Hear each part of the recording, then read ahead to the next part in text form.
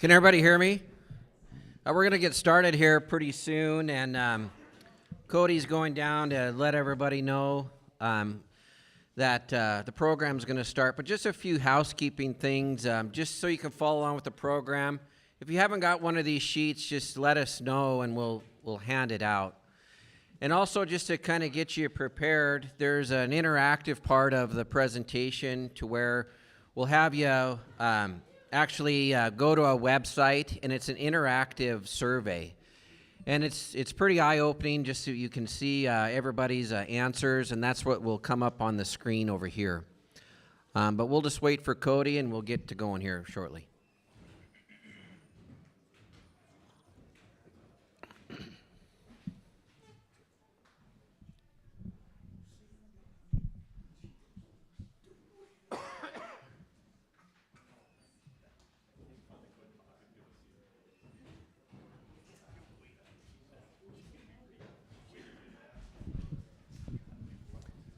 Test, test.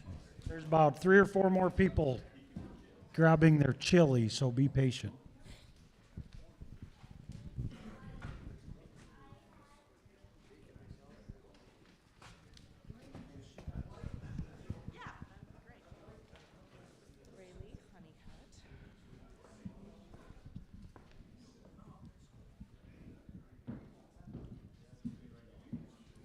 Yeah, here's Ian. Ian has some more handouts. Just raise your hand if you need one.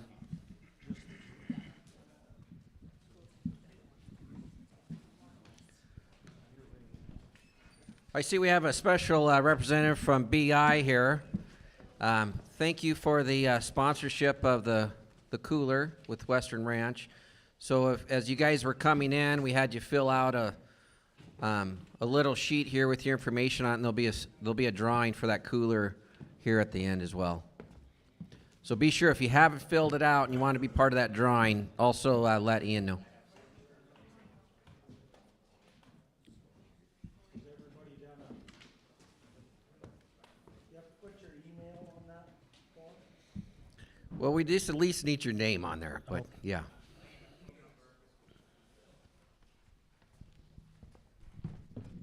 Is there anybody else out there yet?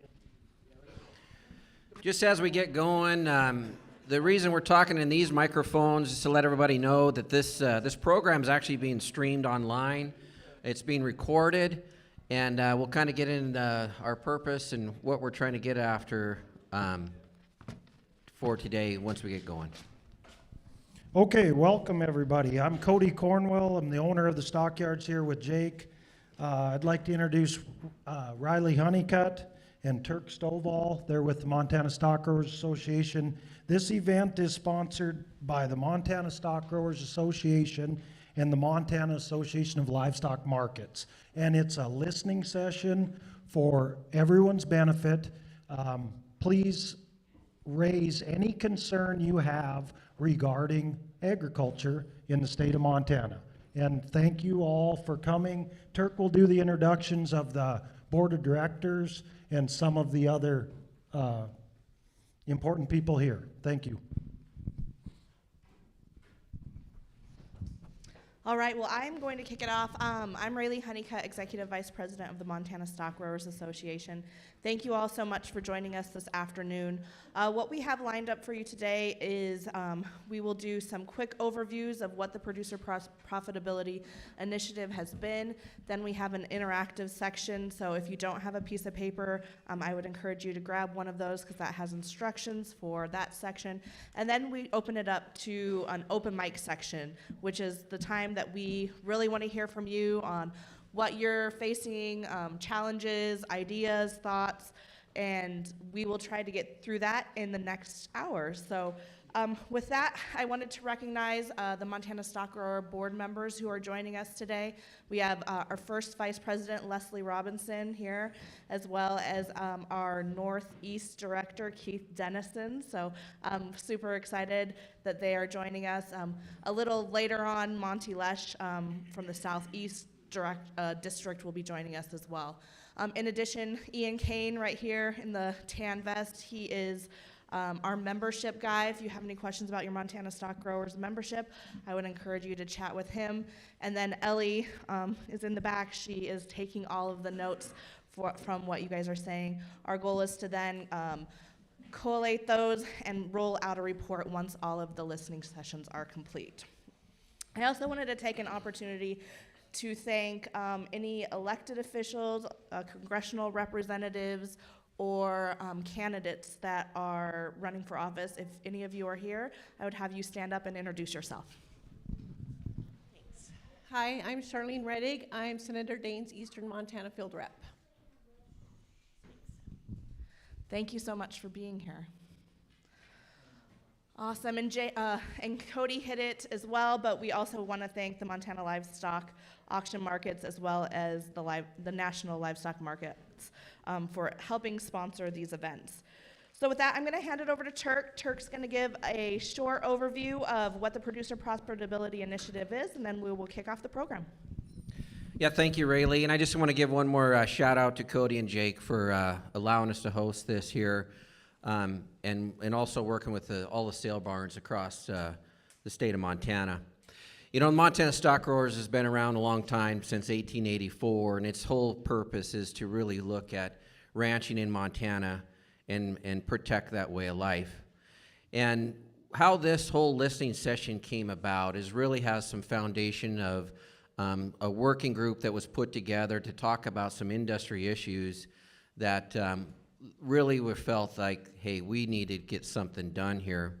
And that group was actually held by the LMA, which is the Livestock Marketing Association, and Joe Goggins chaired that group. We had those meetings in Billings, and it was really ranchers across this state that really made their livelihood in the cattle business.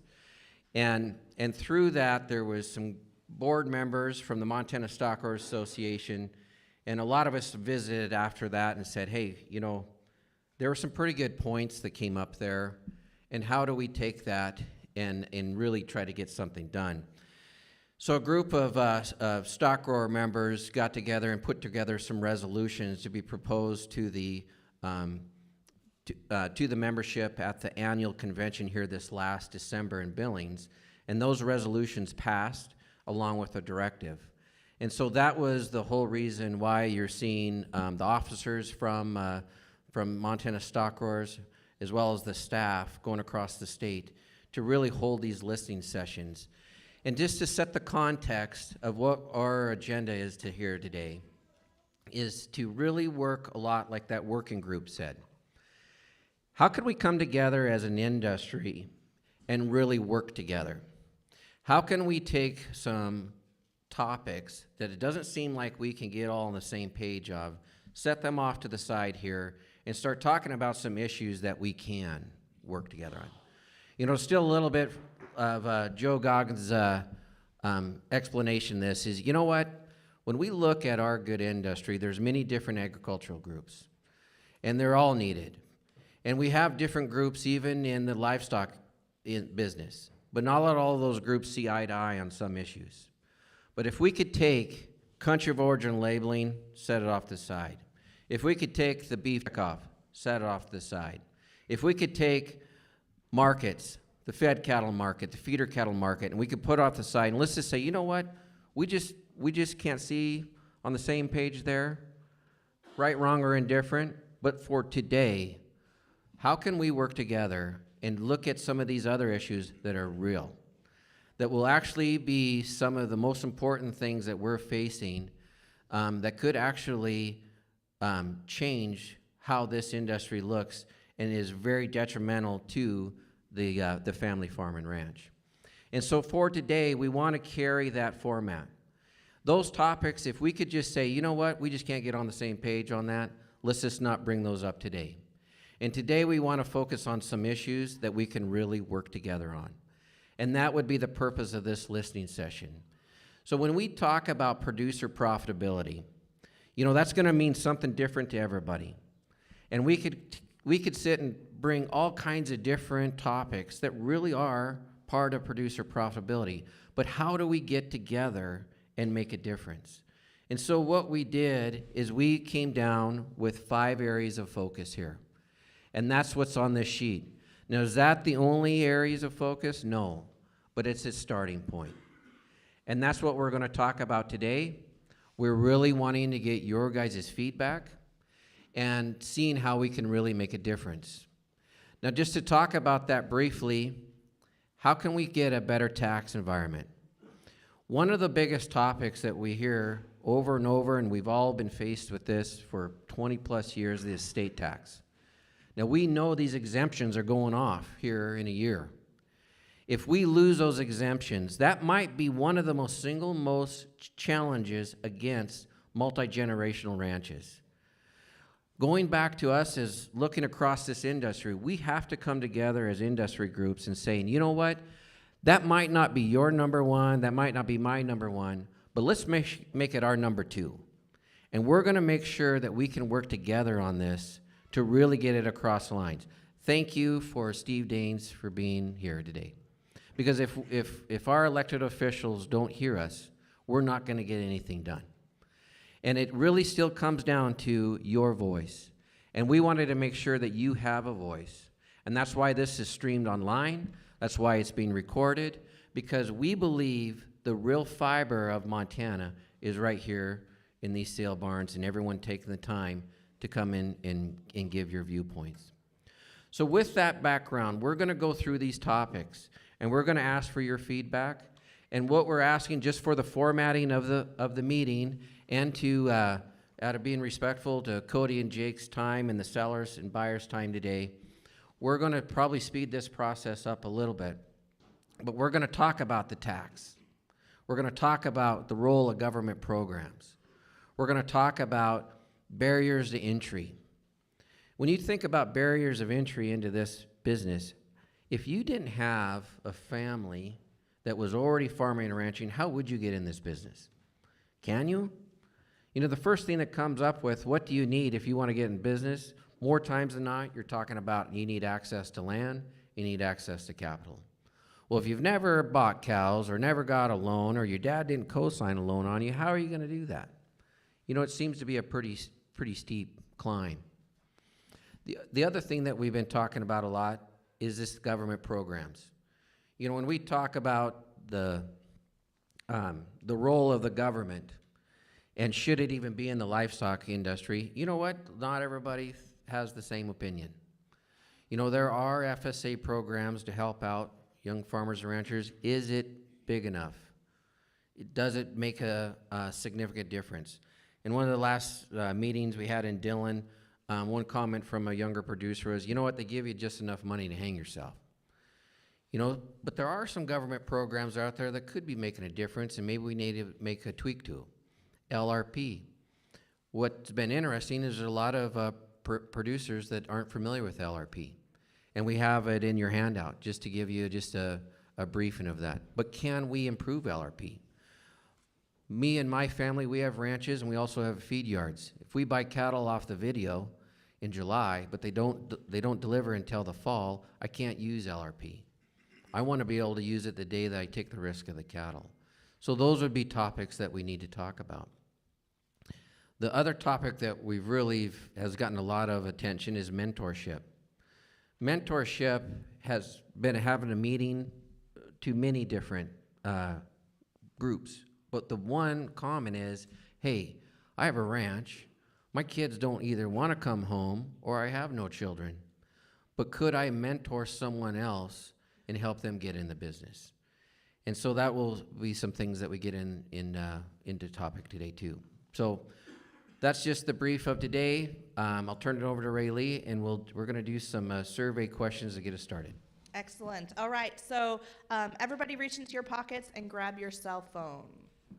And then while you're doing that, on the second page of your handout, or the back front page, you will see a QR code. If you're not familiar with how a QR code works, you can open up your camera, put the camera on the QR code, and there's it will either prompt you to click and it will take you to a website, or manually or automatically take you to a website. So we will give you a few minutes to get that set up. And then in yellow, you will be asked for a code.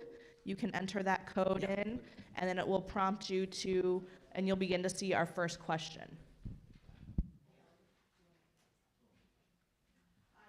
To give you a little background as you get ready to pull that website up, we're doing this at each of our meetings around the state, and so it allows us to give some real-time data back to you as to what your peers are thinking and what people in your areas are wanting to look at or where you are at.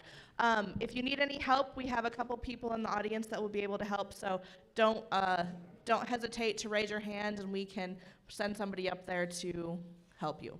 So I've heard the picture go off a couple times. So we're actually not taking a picture of that. You're scanning over the top of that and waiting for it to prompt you, and then you hit that prompt and it'll take you to the website.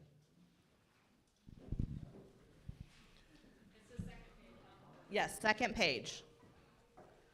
It says Menti, M-E-N-T-I.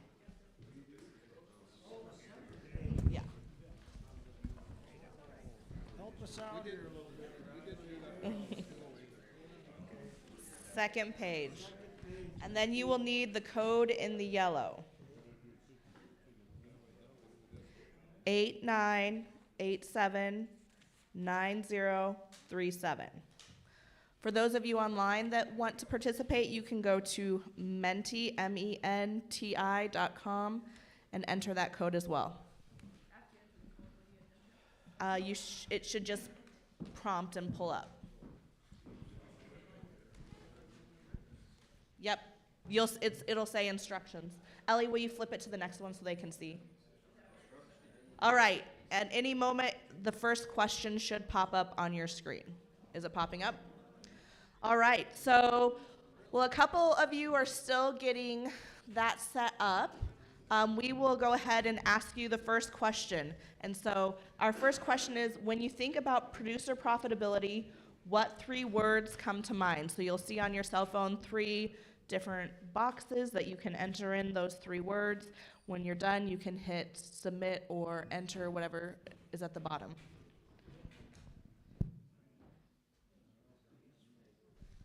And then you can see some folks already started entering that, and you can see those popping up in real time on the screen. Can you guys see through me? If you're not familiar with how word clouds work, the more of the same answer we get, the larger the word will be. So we'll start seeing some words getting larger.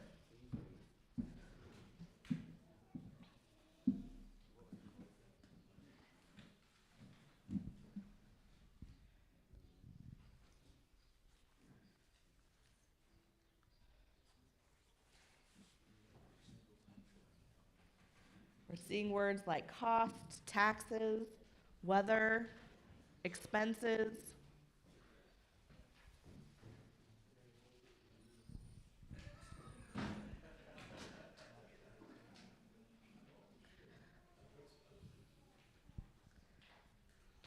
All right, we'll give folks a few more, probably half a minute to get those answers submitted.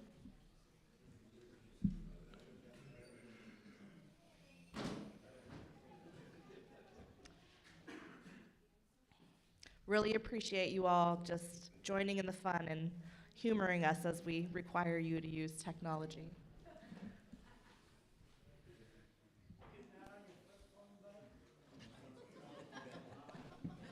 Yeah, I don't think it's flip phone compatible.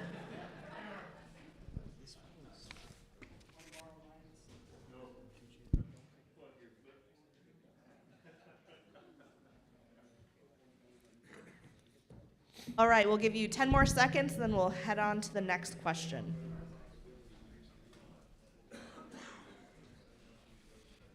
All right, Ellie. Next question for you. In 20 words or less, share with us the biggest challenges you face in your operations growth and success.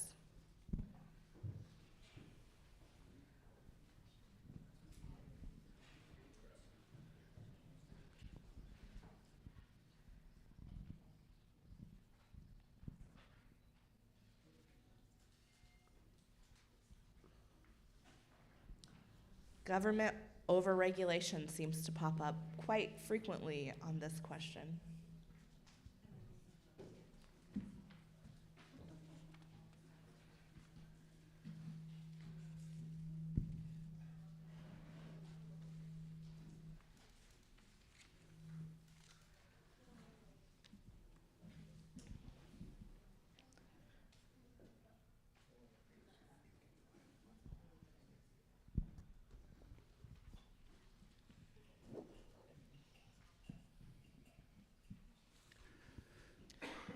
So just to kind of share what we're seeing here, so we have weather, government regulation, shortage of labor. Weather's up there many times, looks like. Availability to land, capital to expand, and labor, access to long-term capital and labor. The big guy's getting bigger, and I can't get a chance to rent or buy more ground. That would be something we've heard often here. Uncertainties in the global economy, cost of living, gas, fuel, hay, feed, and interest rates on my operating line.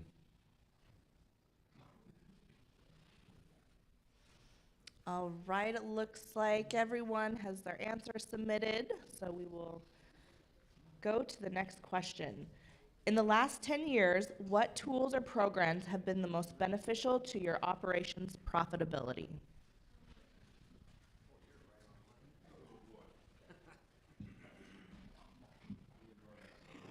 You're doing good.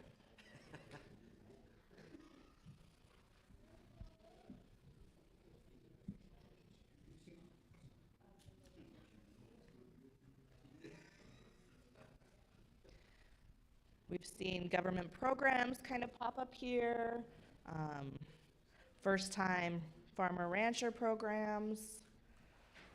What else, Turk, that we've kind of seen throughout the state? Well, interest has obviously been the big one. Yeah.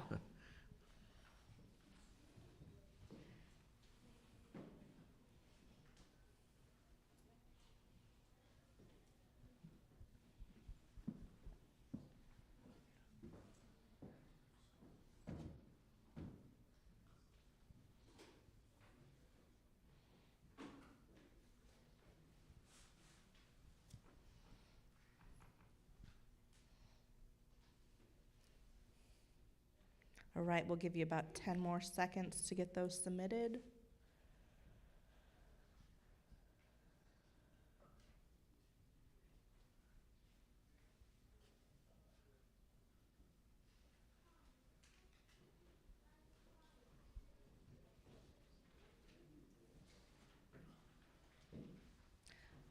All right, let's head to the next question. What do you believe is will be the biggest challenge for the livestock industry in the next 20 years?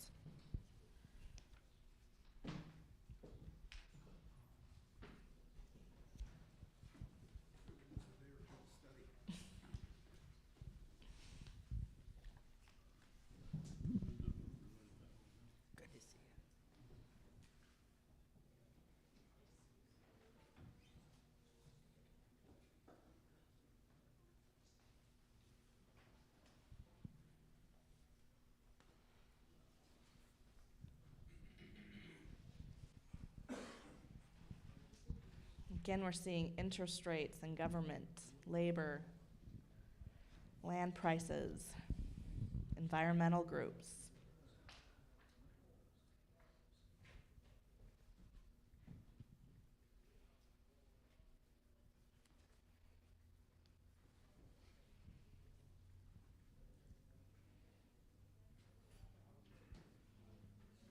Wokeness, that's a new one I think we haven't seen before.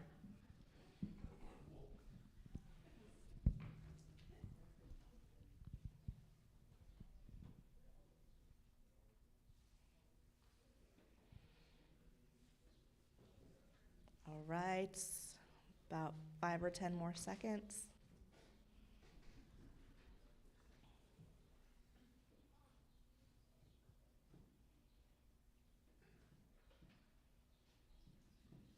right, let's move on.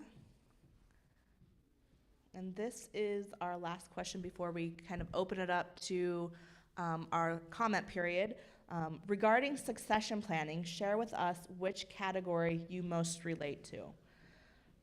You're a young producer entering or transitioning into a family or into an operation. You do not have a succession plan. You're in the process of a succession plan. I have a succession plan. I plan to exit the industry, or this is not applicable to me.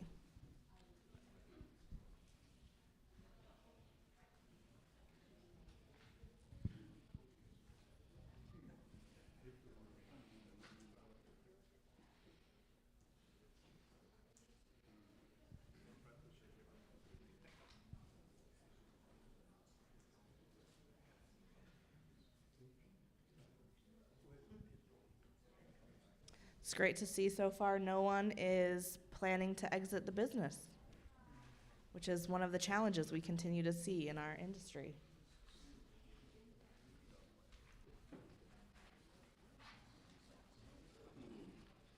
All right, well, you wrap up that. We are going to head into our public comment section.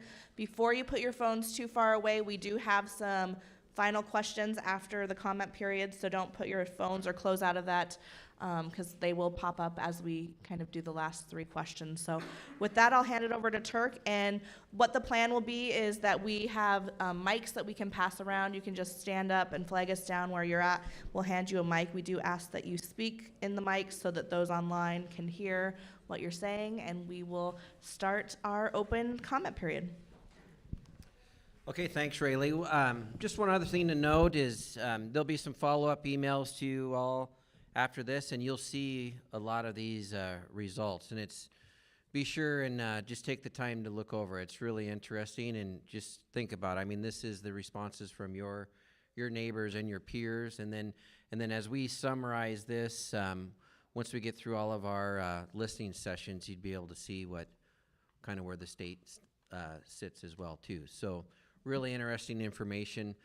Now we want to take some time just to minimally at least talk about these topics, and then if there's some other topics you want to bring up as well, I'd say, Rayleigh, so it's 12:35 now. We probably want to wrap this up, 5 till, and get our chores done to get the sale on the way. But let's talk about taxes. You know, the estate tax, already mentioned a little bit, obviously big topic for all of us. You know, we're looking at over a $12 million exemption per spouse. You know, that probably is going to cover quite a few operations. Well, what happens if that changes and it goes the other way? You know, that is probably one thing that will make a drastic difference on especially the younger generation being able to keep what mom and dad and grandparents have literally spent a lifetime putting together. And we think it's a very, very important topic that we all need to try to get on the same page with. The other topic that's come up just through these listening sessions is a strong feeling of the accelerated depreciation. We need to make sure that our producers have that tool for the long term, because that's setting to expire as well. One thing that I wanted to mention that it has come up, I guess, after the fact of some of these discussions is, you know, there was a discussion during the COVID times where we found out that we are all essential. And is that something that we need to consider our definition in the tax code? And if we really were essential, then should we be treated essentially? And that has been really a discussion back and forth on a lot. So meaning, ultimately, we have policy at Stockyards that we actually want to completely get rid of the estate tax. Now, is that a reality or not? I don't know. But that would be for sure an agenda item. But if we can't get that done, what is an acceptable rate that we should be paying? But if we were an essential item, not only for these rural communities, but as protein producers for national security of our country, that could bring us into a different limelight. Because the bottom line is I don't know if we all get the credit all the time, but the one reason our country is so strong is because of everyone sitting in this room, is we provide food, and we provide the best protein in the world. And so maybe we need to be looked at such. So with all that said, that's just to kind of get our discussions going. We'll turn it over to you guys, and so if we could take just the next couple minutes to give some thoughts and feedbacks in the topic of taxes. And I should share that if you are uncomfortable speaking in public, we do have an option online on the front page. If you go to the Montana Stock Growers website, mtbeef.org, we do have a form that you can fill out as well. So if you're not comfortable speaking today, or after you leave and you've heard something from someone and think about it for a couple days, we would encourage you to go back into that form and submit your thoughts and comments there as well. So with that, I will open it up to anyone that's interested in sharing some thoughts.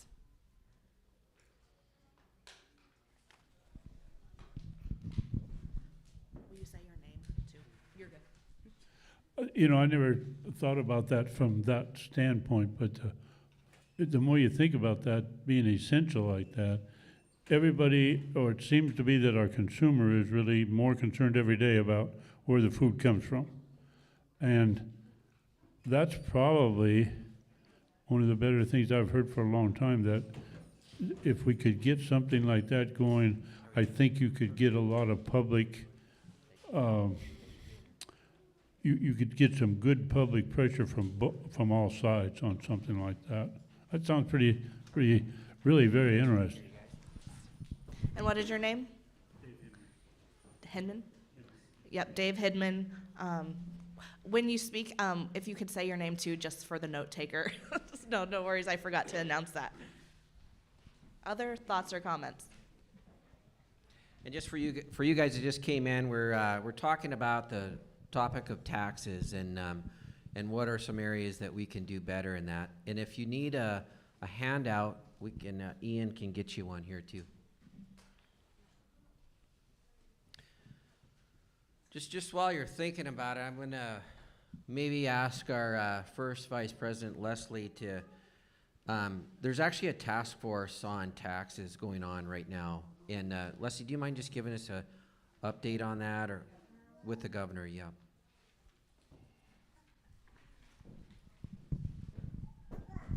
So I don't know a lot about where they're sitting in their roles, but the governor has created a task force to look at the state taxes. And so, I mean, there's two different things. There's the federal taxes, and then there's the state taxes, and the property taxes is a big part of that with the state. So hopefully we can come up with something that, I'm not on the task force, but hopefully they can come up with something that will be helpful in the state tax problems. But there's got to be some people here that can speak, if you're comfortable just speaking of maybe your personal, where you guys are sitting personally with generational transfer, with the estate tax, what your concerns are, and any personal things just help us to tell the story and to get the job done, to get it through.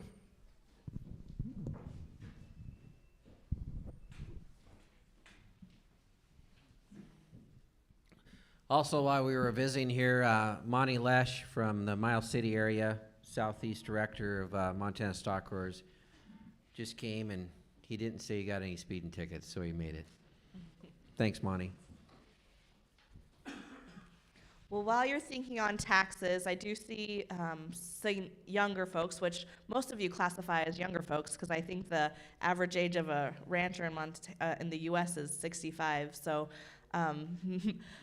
one of the things that we've talked about is barriers to entry for young producers, whether that's, like Turk said earlier, access to capital, access to land, programs that are not necessarily working for younger producers. So if any of you would like to share your stories, thoughts, or specifics on what those challenges might be, that would be really beneficial for us to hear. We heard from a producer in the Billings listening session that talked about, trying to take advantage of the Young Farmer and Rancher program, and really the limits in which he could get funding for either allowed him to buy land or access land or buy livestock, not both, and he couldn't pencil it out. So he had to make the decision, maybe farming was the direction to go and livestock wasn't. And so things like that are really important for us to kind of hear as we listen to folks and the challenges they're facing.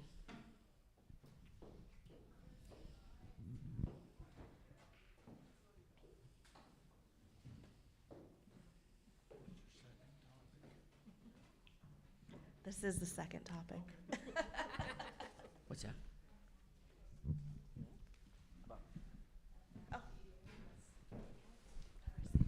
My name is Bill Webb. So you brought up the tax issue with estate planning and so on, and I'm going through that myself at the present time. And so the question's been asked, so what approach do we take to resolve what we want done here? What are we going to do? I guess that's my question. Back to whoever. Well, that was actually brought up at PACE too. Okay, well, now what? And well, I would say we're developing that as we go, but the bottom line is we hope that we have a unified voice to go back to DC. And we hope that we continue to work with, Steve Daines' staff and team to sit here and go, hey, these are some real feedback from your state. And it's not our opinion. Like, it's a real opinion of cattlemen in this state, and we think it's very important that it has to happen. And we have to get on the same page with our elected officials. And we do have, from a estate tax standpoint, we do have some urgency because those limits that Turk mentioned, they sunset at the end of 2025. So they don't stay the same when they sunset, they revert back to previous limits. So there is a need for us to take immediate action to either keep them as is, hopefully make progress in either making them higher or eliminating them, but we definitely can't have them sunset and roll back or even get worse than they were.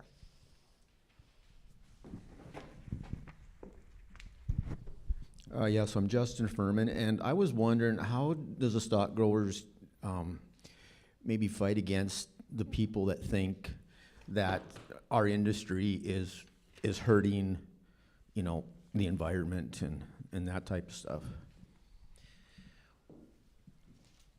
Well, not only stock growers, but the national, it really comes down to telling the factual story. And I would say there's a massive effort in making sure that if there is a story told, is it true? And there's going to be a lot more people being elected officials that just don't have a darn clue about real production agriculture. And they really don't have any idea of production agriculture in the western part of the United States. And so it's just getting more and more of a really important topic, and I appreciate you bringing it up. But it also highlights the fact of how important all of these ag organizations are in being involved and saying, hey, we need to make sure that we keep telling our story.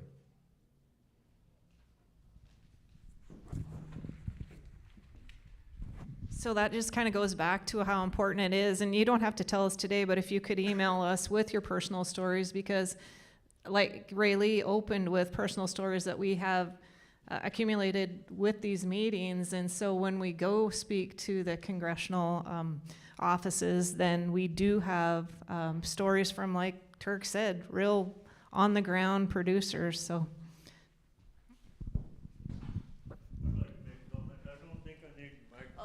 Just for the people online. Oh, okay. Yeah, everybody wants to hear you. I'm Bud Cornwell. Been there, ranched all my life in this part of the country. I never had to go through a transfer process as you might think of them being today. I had a ranch land in the middle of my chest when I was 19 years old because I lost my dad when he was 49. been out of debt twice. The first time was because he had credit life insurance on our ranch loan.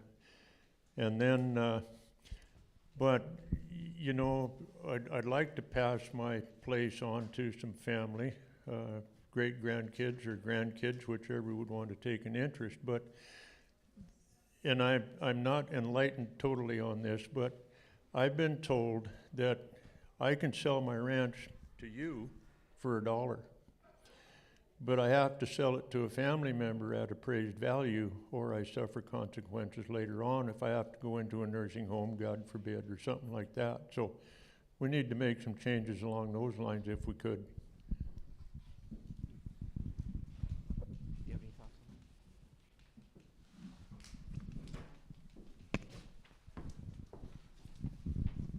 So I'm not an accountant or a lawyer. I don't pretend to be, but, Monty Lesh, sorry about that. So you probably can sell your ranch for $1 to somebody, but there's gonna be a substantial gift tax involved with that. Yeah, so the issue you bring up is critical, because as we look forward and try to figure out how to transfer these assets, ranches, cattle, equipment, all these items to the next generation, how can we make them be successful or give them the tools to be successful? Because most operations that I'm familiar with and our own, I know that my family can't pay a 40 or 50% tax on the estate. There's just no money in it to do that. So a lot of people are forced to do some creative financing, sell off part of the place, or we have a real estate brokerage and we sell a lot of farms and ranches, and we are more involved today than we ever have been in estate sales. And it's because there's siblings that don't want the place. There's maybe one that does want it, and he can't buy out the other three. So there's a lot of planning needs to take place, or we need to change the tax laws. That's only really two ways to get around the current situation that we have.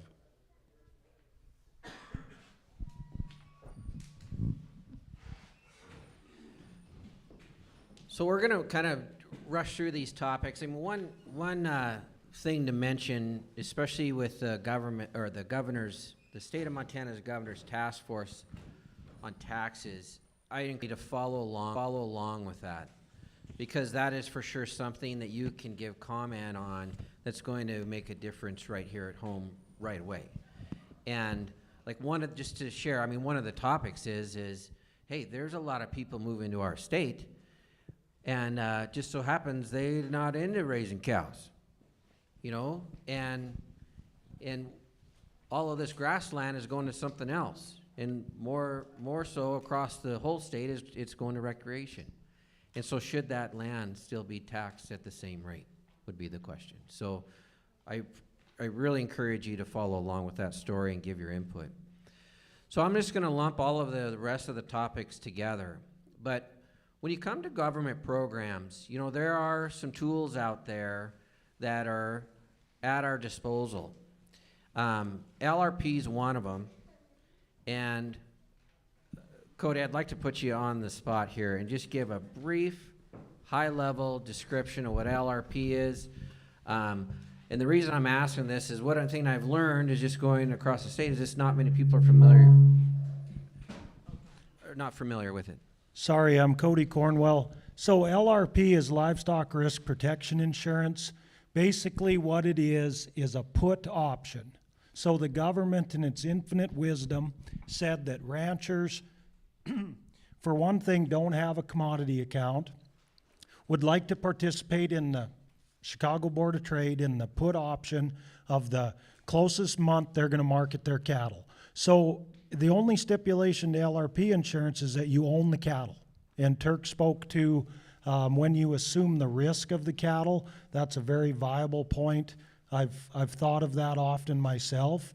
But basically from 3 to 30,000 head, the government subsidizes a put option with an expiration date for about 30% premium. Now, For the young people in the crowd, I would encourage you, with the access to information that we have in this day and age, if you don't understand a put option, shame on you. Go home, get on your computer, Google it, learn about it, because it is a huge part of the industry. Risk protection, risk management, whatever you want to call it. Everyone in here has access to that information, and please participate in the LRP. So the government, for instance, today, the feeder cattle futures today, as the sale ended the last hour, down $4. Biggest move we've seen in 5 weeks. Biggest move. The government allows you to buy a put option up until 8 o'clock tomorrow morning based off of today's close. So as long as you have a relationship with an insurance agent, at 7:45 tomorrow morning, when the market opens and trades for 15 minutes, if with the expanded limits, we could be $8 lower tomorrow. You can buy insurance against your calves for, I'm just going to make up a number, but I think you can buy $320 price on a 600-pound steer for like an October date.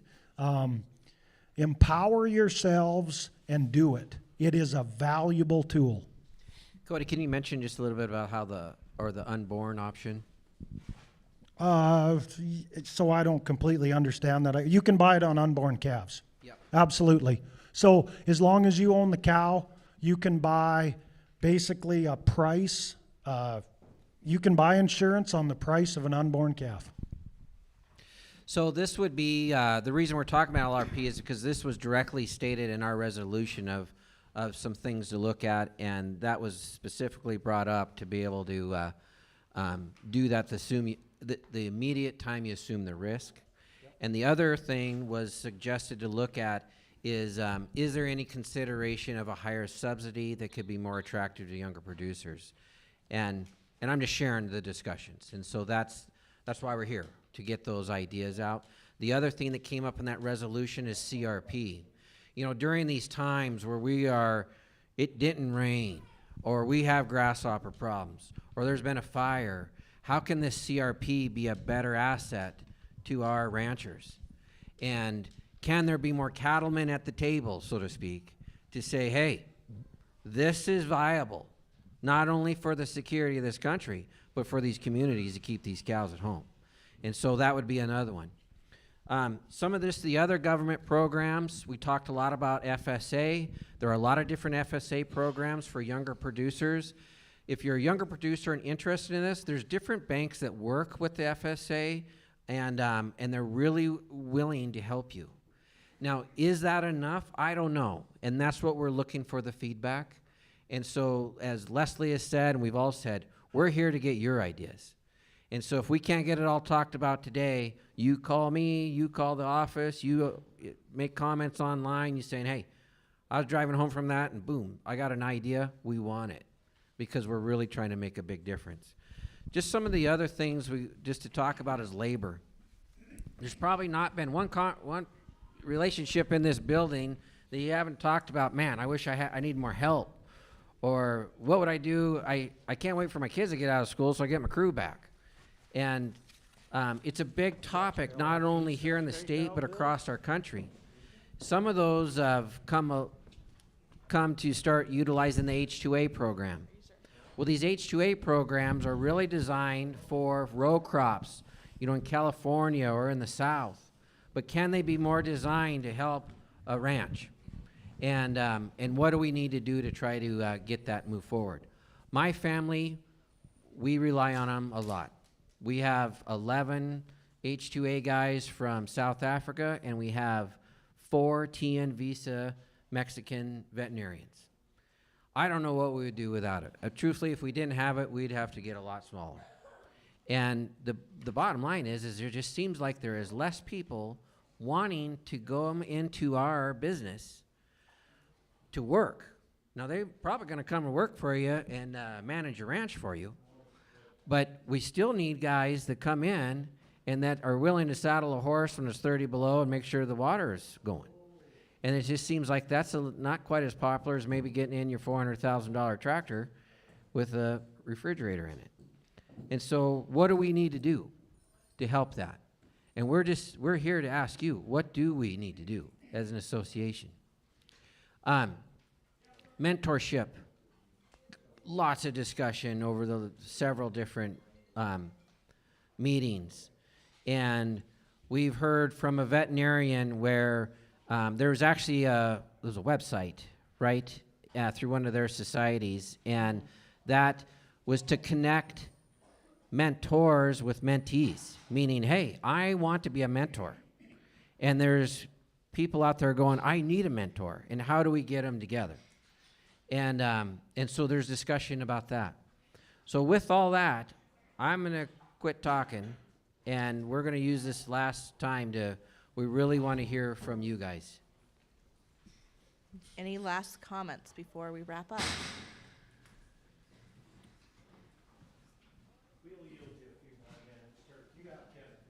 Okay.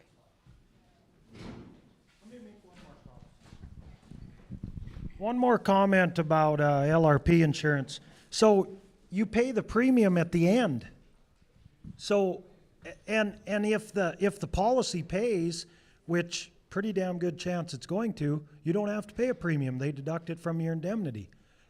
So one thing that I feel about insurance, and I've used it as a tool for 3 years now, so we insure something that's very valuable. Well, we sell $4 steer calves at the Glasgow Stockyards. Now is the time to buy insurance on your calves because they are extremely valuable. Don't buy insurance on something that you're producing at under cost of production.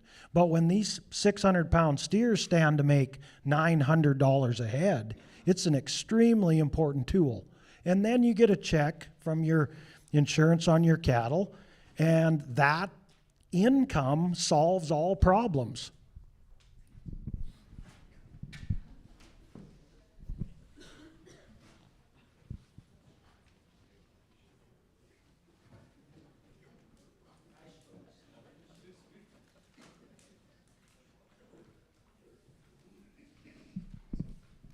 All right. Oh, So I want to, this is Monty again, I just want to echo what Cody's talking about. We've used LRP as well. We put LRP on unborn calves weaned for the end of December delivery for $1,680 a head. Now that's lower than the market is today, but I can count on 2 fingers the number of times I sold calves for more than $1,500, 2014 and this year. So the downside risk is huge. The other thing to keep in mind is that you want to buy the LRP for when you sell the cattle, not for when you're going to deliver them, okay?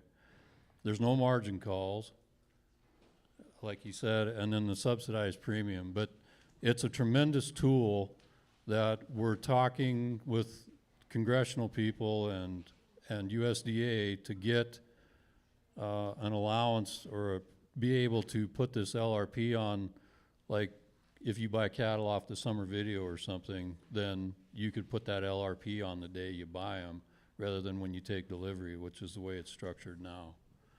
So I would really encourage you to get a hold of an insurance agent that sells this. There are people around the state and the country that are very astute at this program and understand it completely. And I think that the time is coming when you will really wish that you had it on, or you'll be glad that you did have it on.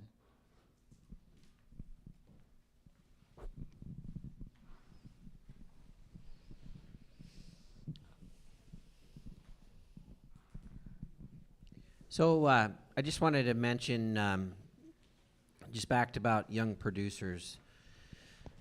If you're a young producer or know a young producer, I would really want you to encourage them to give us their feedback or for them to approach us, because it's a very big part of our directive and initiative to what do we need to do to get this next generation producing.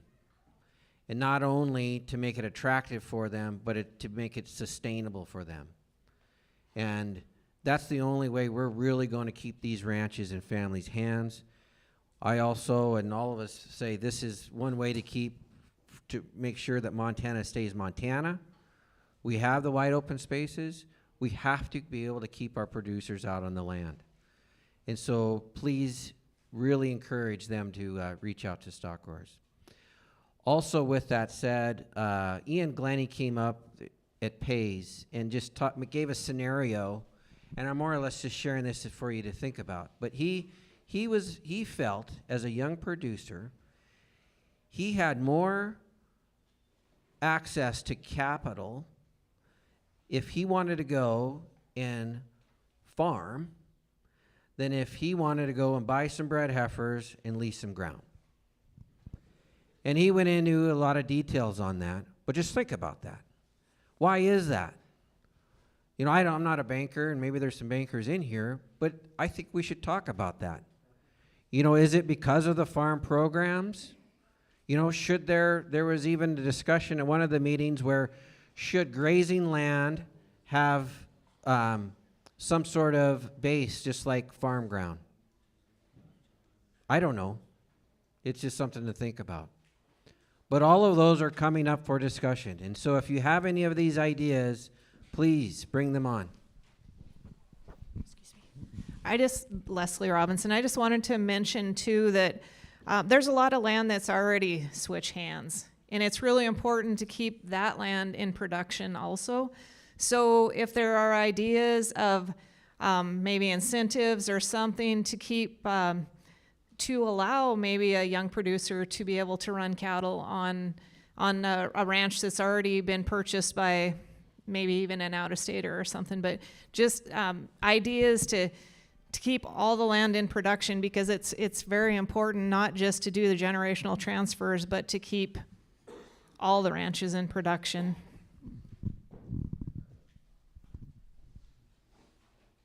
All right, well, we will keep the mics open for any last comments, but do want to be respectful of time. So at this time, I'll ask you to pull out your cell phones again.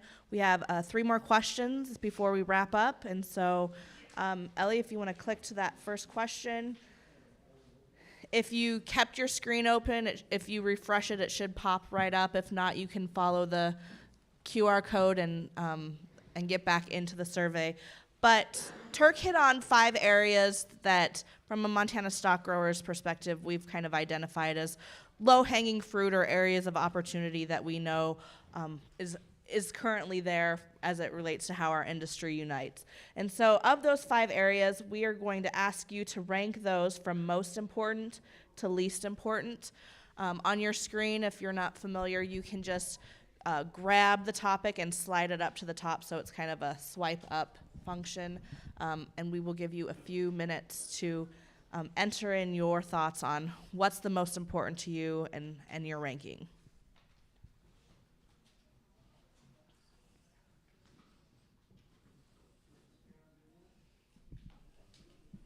My eyes are pretty bad, Rayleigh, so you might want to read that one. Currently first, we have tax climate, followed by government programs, minimizing barriers for young producers. Labor just popped up to 4th, and mentorship 5th. But as you can see, they're currently moving as we go.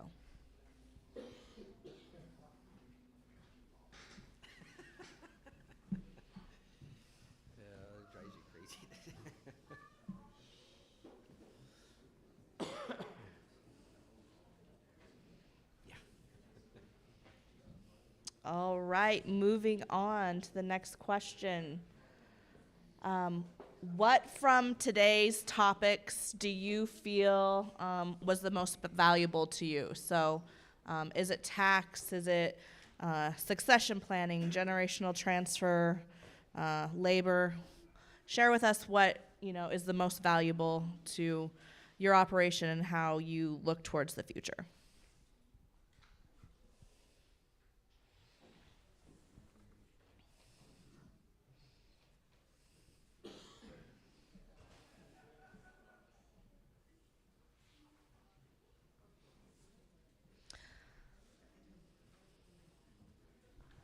Looks like Cody's comments made the most impact with all these LRP submissions.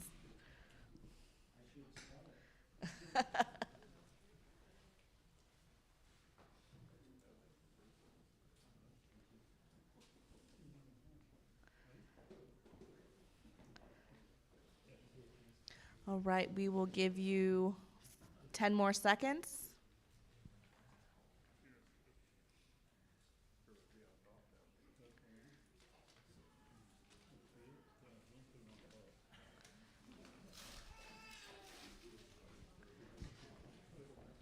All right, and moving on to our last question. How can MSGA or the Producer Profitability Initiative serve your family's operation?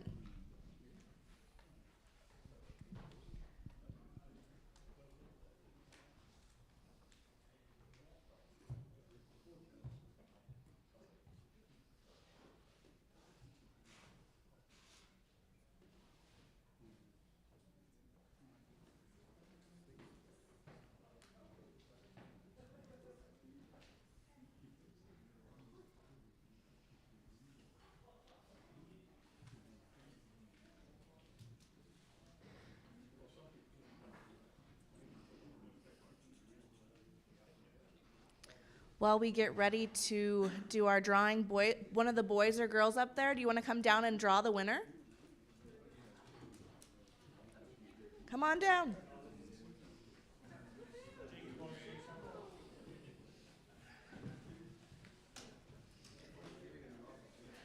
Well, thank you again for joining us, and like we mentioned, there are many opportunities for you to kind of submit comments or feedback as you think about these topics in the next days or weeks to come.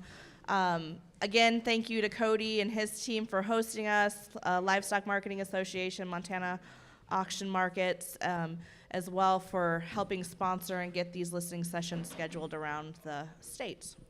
So just in closing, I want to make sure that everyone knows this is really only the beginning. And so I also want you to realize that you are just part of a bigger effort that's going on. And since we passed this policy in December, we're talking with other states. Wyoming passed very similar resolutions as stock growers. We're working with our surrounding states as well as with the national organizations. Montana's on the map right now because we're really making a strong effort to actually try to make sure that our farmers and ranchers are actually have a voice. And we want to make sure that your feedback is heard, not only to our federal delegation, but also on the state side here too. And we're really trying to join together across all organizations and all states to truly make a difference. And we have to get through some of these policies. And so if you didn't have anything to say today, please, like Rayleigh said, call us, get it online. And probably just as important, now that you know what these listening sessions are, we're having one in Chinook and in Great Falls up here in the Highline, but we're having them in Lewistown and Butte as well, Sydney and Glendive and Miles City. So if you know anybody in those areas, please call them up and say, hey, you ought to go to this listening session. They want to hear your feedback, because it's very important that we get feedback from what I'm going to call real Montanans. And so I sure do appreciate everybody coming. The one thing, and you brought it up, is what's the next story is we all have to be involved. The only time we ever really make a difference is if we have a true, strong voice together. So if you're not part of an organization, be one. You know, obviously we're here representing the stock growers. We'd love to have you part of ours. But the big thing is you have to get involved, because you brought up a very, very good point. We can't let someone else tell our story, because more times than not, they don't know it. And we need the right people telling it. So thank you. Excellent. So we are going to draw for our vaccine cooler. This is in a big thanks to Bullringer Ingelheim. BI has a representative here today, as well as Western Ranch Supply for their donation to this listening sessions. And we have a helper. What's your name? Kip. Hi, Kip. You want to reach in there, stir it up, and draw a name for us. One piece of paper. All right. Congratulations to Herb Napier. Congratulations, Herb. We'll grab that for you at the end. So thank you, and thanks for your help. Yeah, one last comment here. I just want to say thank you for everybody for coming. Extremely impressed with the technology that these young people have. Now, of course, they all have your cell phone number, So I just encourage you to belong. If you don't want to join the Montana Stock Growers, join the Farm Bureau, join something, and allow yourself access to these young people and their time that they're willing to give. Thank you all for coming.